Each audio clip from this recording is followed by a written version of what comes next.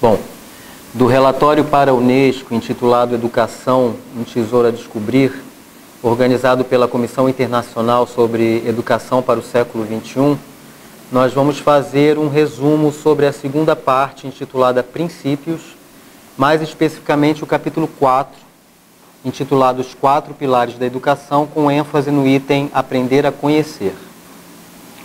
O aprender a conhecer, ele não visa a aquisição de um repertório de saberes condicionados, mas sim o domínio dos próprios instrumentos do conhecimento, ou seja, os meios que levam à aquisição do conhecimento.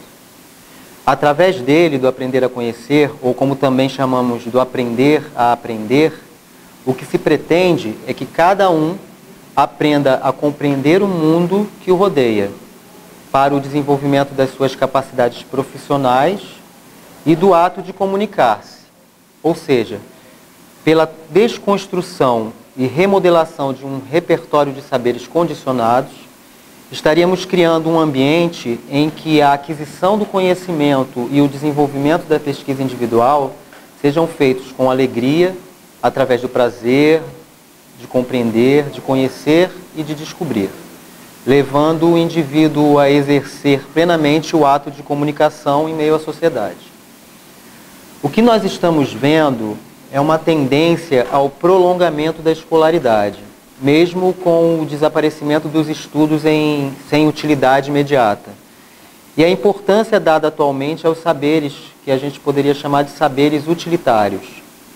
A maior compreensão do mundo sobre os seus diversos aspectos, somada com essa nova tendência, deve favorecer o despertar da curiosidade intelectual, estimular um sentido crítico e permitir compreender a realidade através da aquisição de uma autonomia que seria a capacidade de discernimento do aluno, no caso mais especificamente da criança, o que talvez seja o mais importante.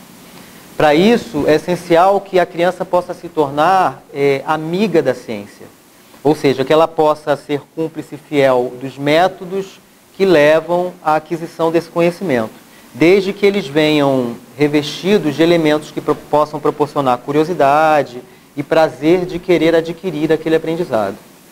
Como o conhecimento evolui infinitamente, é quase impossível querer conhecer tudo. O caminho natural passa a ser, então, a especialização, ou seja, o aluno ele é levado a adquirir conhecimentos que o remetam a um fim específico, o que acaba por excluir a possibilidade da aquisição de uma cultura geral. Só que um espírito verdadeiramente formado, segundo o matemático francês Laurent Schwartz, ele tem necessidade de uma cultura geral vasta e da possibilidade de trabalhar em profundidade determinado número de assuntos. O equilíbrio estaria, então, em cultivar simultaneamente essas duas tendências, a da especialização e a da aquisição de uma cultura geral. Essa última, a cultura geral, que viabiliza a análise de diferentes linguagens e outros conhecimentos, permite, antes de tudo, uma valorização do ato de comunicar-se. Ao se fechar numa especialização, invalidando a possibilidade de agregar outros saberes de fins específicos, o especialista acaba correndo o risco de se desinteressar pelo que os outros fazem. Vai ter dificuldade, por exemplo, de cooperar em qualquer circunstância. Contrário a isso, paralelo à especialização, ele tendo uma formação cultural plena, ele vai poder proporcionar a si próprio a abertura de novos campos do conhecimento e, desse modo, é possível se operar uma sinergia maior entre as disciplinas, o que nós chamamos de interdisciplinaridade. Por esse prisma, faz-se necessário o exercício da atenção, da memória e do pensamento, pois o aluno vai empreender o ato de perceber a interseção das diversas áreas disciplinares, tanto para a aquisição do conhecimento quanto para a pesquisa individual. Como aprender, por exemplo, a prestar atenção numa sociedade dominada pela imagem televisiva, como a nossa? Bom, ele deve aprender a prestar atenção nas coisas e nas pessoas que o rodeiam. Só que a sucessão muito rápida de informações vai prejudicar no processo da descoberta. A proposta que se oferece, então, é de uma aprendizagem da atenção através de formas diversas e de ocasiões que a própria vida pode ofertar. E aí surgem alguns exemplos, como jogos, estágios em empresas, viagens, trabalhos práticos de ciências, etc.